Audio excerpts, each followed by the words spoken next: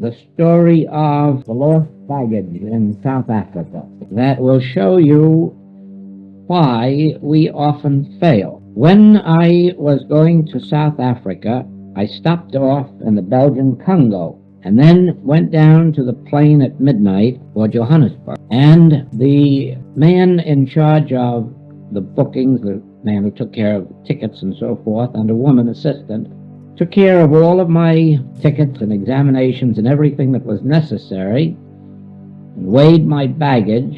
There were 3 pieces, and then called a little native boy to carry them out to the plane. And I stood there and saw this boy pick up the 2 large pieces, one in each hand, and put the small piece under his arm. And I watched him as he walked out the gate to the field. Now it's a small air station and a small field, so that I could see him go right out to the field.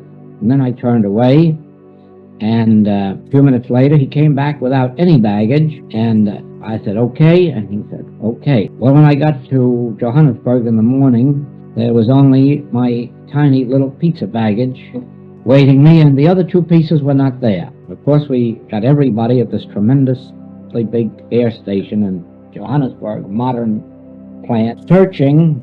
There was no baggage there in the enclosure. There was no baggage over with the cruise baggage, so they sent someone on board to search the plane, and there was no baggage on board the plane. And so the person in charge of the airline said they would immediately contact up above in the Belgian Congo and get an answer for me. Well, I went to my hotel, and our students there had arranged for me to go up to the national park, the wild animal park, for 3 days. And so they took me out and bought me some necessary clothing. And we started out on a 3-day journey, expecting my baggage to be back. When we got back, but when we came back, it wasn't there. And the answer from the airline was that somebody must have stolen it, and it must have been that boy and a Confederate, because it was true that he picked up the bags and carried them out that door, but they were never seen again. The ridiculousness of that is this: a colored native boy couldn't any more get by South African police than a Hebrew could get past Hitler. They are really watched out there,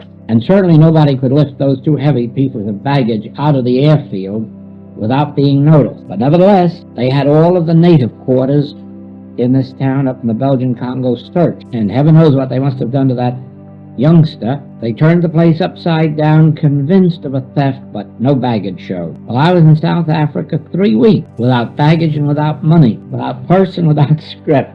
Well, I survived, ate regularly, hotel bills paid, and more clothing bought, but only the absolute necessities, because I was convinced that it would show up, which is a very wrong conviction. But 2 nights before I was to leave for India, I thought this represents a failure on my part. What is that failure? It's an impossibility to be living the life the way we're living it and have experiences of that kind. There's no reason for them. There's no punishment for anything. What is it? What has gone wrong here? I sat in my room thinking, meditating, and finally, this is what came. I'm waiting for baggage. There isn't any baggage. This is a spiritual universe. Why, all of that is part of the belief of time and space. Space that occupies baggage, time in which it could be lost, space in which it could be lost.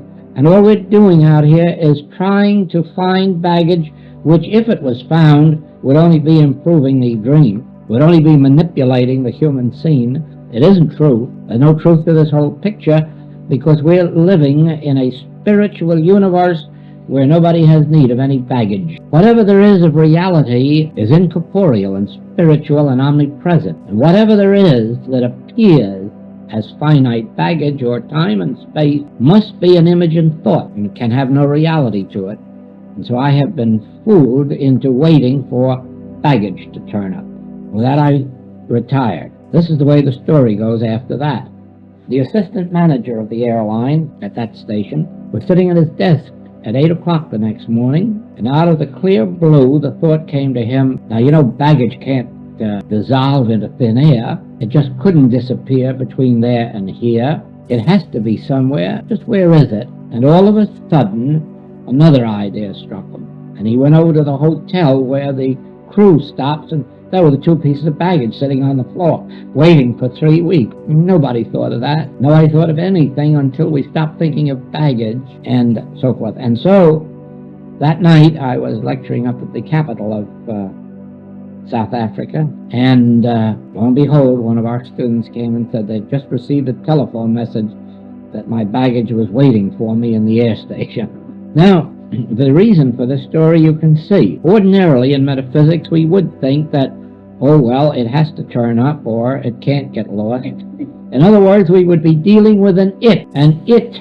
called baggage. Now you see the wrongness of that, because to be consistent, if you were ill, you'd have to have a treatment that dealt with heart, liver, lungs, stomach, digestion, elimination, head, foot, and see how completely we would be outside the realm of spiritual being. Now, we do know enough not to treat names of people.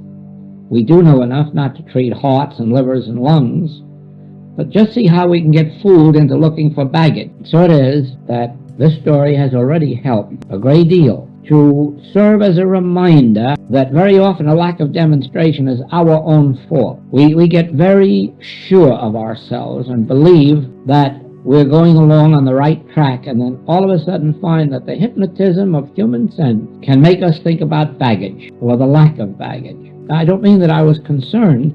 My mistake was that I was sure it would turn up. That would be like being sure that a person's sick heart was going to get well or their sick foot was going to get better, when the actual principle upon which all our work is based is that the real creation is the first chapter of Genesis, in which God made all that was made, and all that he made is good. Now, baggage couldn't come under that heading, could it? And neither could hearts or livers or lungs, because not only they're never good, but they're often very bad. The spiritual creation is an incorporeal creation, and the proof of that is that crops are in the ground before the seeds are planted. There's light before there's a sun in the sky. But this is an incorporeal universe in which you can have light without having sun. Of course, we can have everything we need without having baggage.